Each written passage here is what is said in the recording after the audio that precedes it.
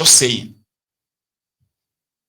That's so disgraceful. It's not a sign of humility. It's not a sign of respect, because they are just a bunch of rogues who have no morals. These are moralless people. They have no morality. But they will do anything for their fellow man, as long as that big bottle with the thick teeth they hold like that, they don't snap out from their mouth. But to the other people in Shenabapushi or so, in Abuja, here was where Wiki addressing them. The Honorable Minister of State, Federal Capital Territory, the National Secretary of the PDP, the single senators here, particularly Senator Magnus Abe, Senator Bao Habua, Senator Philip Tanimu Aduda, the head of service and permanent secretaries that are here, executive secretary of the FCDA, mandate secretaries that are here, area council chairman of Kwale, Amak, Buhari, Kuje, and Labaji. There are traditional rulers that are here, the Deputy Managing Director and the management staff of the CGC Nigeria Limited. They are good friends of the media, gentlemen of the press, ladies and gentlemen. Let me thank the people of Buhari for coming out in their numbers to participate in this very important occasion of the flag of the provision of water through the satellite towns. Remember in 2023, when we were appointed, we had stakeholders meetings in the 6 area councils. And I did say in one of such area stakeholders meetings that the president is desirous of providing potable, clean water to the satellite towns. When we made that statement, of course, as usual, people will always see it as being politics. Who is sure that this will be done? But I reminded you that one thing you must give to Mr. President is that when he makes his promises, he always fulfills his promises. Today, we are in Buhari. Tomorrow, we'll be in Cairo. In essence, taking 2 area councils together. The president had mandated that, yes, the contract for this ought to be 18 months. But we discussed with the contractors and pleaded with them that they have to do all it takes so that by the 3rd year anniversary of Mr. President, we'll be able to commission these projects. And when the contractors assured us that they will try as much as they could if funds are made available. Based on that, Mr. President immediately approved the release of 50% of the total contract sum to CGC Nigeria Limited.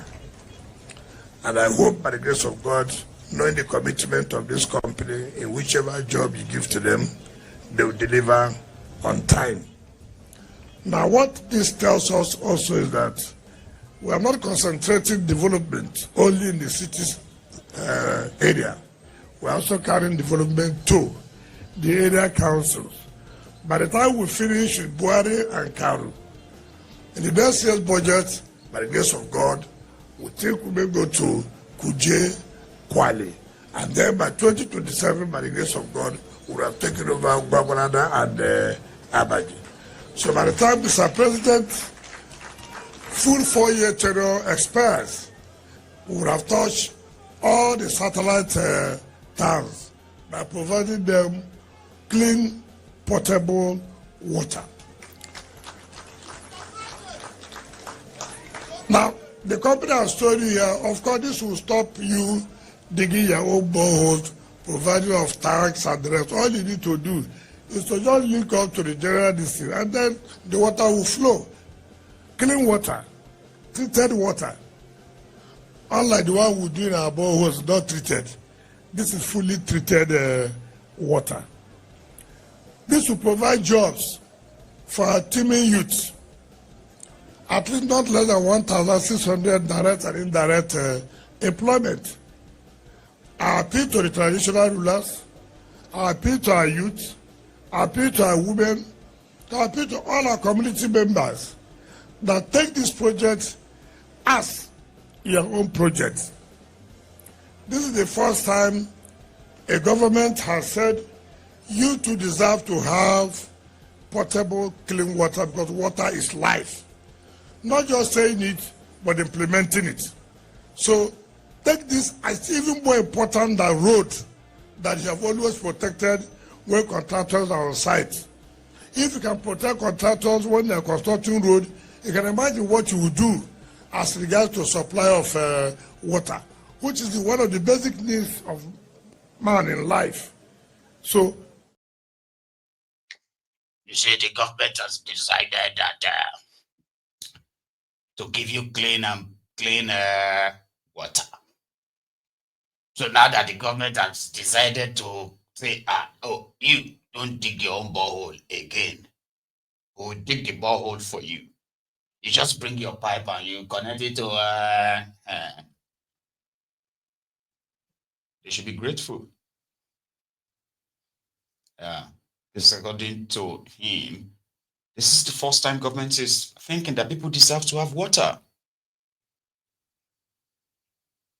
And 21 billion naira is being committed to it to make sure that they give you an extended borehole. Right? So, Buhari people, congratulations. And we hope the water turns on and not end up like the other ones that is, right. Now, here is another one. In case if you have not heard from their chief of the defense staff, his name is Christopher Musa. Yeah, the supposed head of Nigeria defense, I say, right? So he was on TV and he was talking about the challenges of protecting all of you. And then they discovered that it's kind of like overwhelming. But you will make it, you'll make it easier for them if some of you can learn self-defense.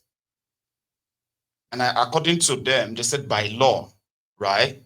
You see, those of you who are doing NYSC, you actually reserved army. The if Nigeria go to war, they can't run short of soldiers.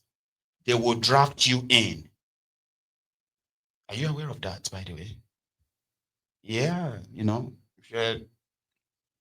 if you have done NYSC or you are doing it, you are actually a reserved soldier.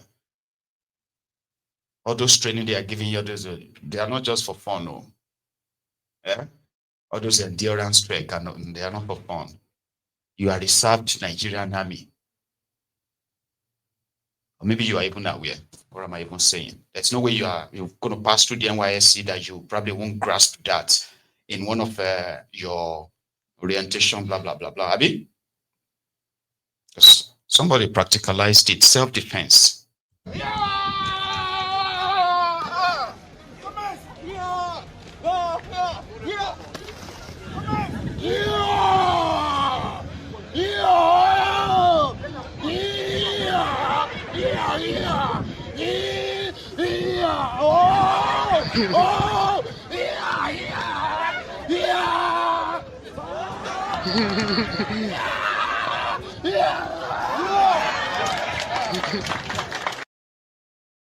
Literally. But it's real words, right? Or stays. Listen. No, definitely. It is a survival instinct. Forget even whether we have war or not. It's a survival instinct. And that's where you see in Europe, swimming is compulsory. Learning and teaching about security, because you have to know what security means. Sometimes you see individuals, you see somebody coming in, you don't know who he is, no background check, nothing. Even before independence, Africa, If you come into any community, people know. Find out who are you, what are you doing. But nowadays, I don't know whether it is... see something, yeah, say something. No, that's how you help the security forces. General, Nigerians continue to bury loved ones from terror attacks, from Plateau to Zamfara to Benue. How do you explain tonight to grieving families that the government is truly in control of this security crisis? Yeah, because there's been a marked improvement. I mean, we cannot just, like I said, we cannot just stop it overnight. These guys, what they do is that they look for soft targets. These same informants will tell them there are soldiers here. They look for and identify where there is nobody, and they strike. Most of these areas, there is no network. Before you even get the information, they have gone. And before you react to those areas, you go. And that's what we're saying that it's important for us to have infrastructure, dividends of democracy. Because again, that helps to ensure that people don't get recruited quite easily. Because it's this easy way of recruiting these people into the system that makes it a lot. We are taking out weekly so many, but you'll be surprised that so many are also coming in. I was going to ask and those are the issues on ground. Yes, because President Tinubu part of the promises before he got into office, and when he got into office, he promised to make security his number one priority. More than a year later, 2 years after, kidnappings and mass killings still dominate the headlines. So why does it look like the reality is not matching the promises? Yeah, but like I told you, there's never any country in the world that is crime-free. No country in the world, and it's not possible. As long as there's humanity, there will be crisis. But would you say that Nigeria is safer today than it was 2 years ago? There's a lot of improvement. The president is doing so much to support us. And again, you know, the humanitarian departments also doing their own bit, and everybody trying to rally around. Like I said, it's a whole of society approach to this, not one-sided. Before now, people used to think it's just a military solution, but we said no. The non-kinetic effort does a lot in ensuring that people don't get recruited, and once they cannot be recruited, they cannot survive. And that's why it's important for the communities not to allow them thrive within themselves. There's a lot of things going on and a lot of actions being taken. Give me a short moment, General. Now to on far. Ma okuta to wa nbe ma yoku nbe. Ma sabi bata ban sa ewa. Musa, Christopher Musa, the Chief of the Defense Staff of Nigeria, said that, you know, they are trying to instill some level of survival instinct into all of you. But I was describing it earlier, and some of you are just laughing because to you it's like, that's very funny. You know, imagine Nigeria is fighting war with Niger. The God talk say, okay, if nobody wanted to invade Niger Republic that time, remember? So now let's say they send the 10,000 soldiers that they mobilized to Sokoto until David Undein kind of like broke the news, and that just exposed the whole thing, right? So let's assume that David Undein did not, you know, break the news that time. And Tifnubu and his gang, they went on, they were like, they were just going to go into Niger Republic, go to Niamey, yeah? And I think Niamey is the country's capital, like your own Abuja. Just go in there and get this guy out, release the corrupt president that they locked up, you know, that coup. Do you remember? Right, so let's assume that they send the first 10,000 within maybe 11 or 12 kilometers into Niger Republic, they kill all of them. They send another 10,000, they kill them. They send fighter jet, and before you know it, like that time when we see them two Tifnum, then boy your papa well. Yeah, will fly over Niger Republic. Nigeria come and bear for nothing. And Tifnubu had to fly circle. Do you remember that time too? Yeah, that was when things were hot. So they declared that Nigeria should not fly over there here. And as much as Nigeria get air power than Niger, if Tinubu can't take France, instead of him to just cross over Niger like that, Morocco, Libya, Niger, straight to Abuja, they had to carry him go Benin Republic, right? Before they started flying him to Abuja. So let's assume that they send all the fighter and everything blow. Because they receive text message, the same way you are receiving the alert, Alawi. Say, dear Copper we. They expect you to say wa. At that point, they will put it in bracket, like in your head. Say copper we. You go put and say wa. Get ready. Put on your gears. By 0600 hours, we are coming to get you to the war front because NYSC. What do you go do? When you start hearing that, now Oshogbo Kunle they go. Now from Oshogbo to Sambisa Neo. They don't dress her now, him be soldier. They say because it was NYSC. Like, I don't know, like, I've got this mind that can conjure things together, right? To create a thought, kind of like a thoughtful moment where you begin to be like, so what are you going to do? I mean, how do you call on twins? Which twins? Ejima, they don't carry them all. They were just going from Enugu to go back to their primary place of assignment. Now from there, then they Shuba now for Sudan because the war, they won't close like that. Like, do you ever even imagine it? All everybody go just they run. They're not gonna know why you they run. They go still everybody they run because of war. They're not gonna know say you they run because they ask you to come and go to war.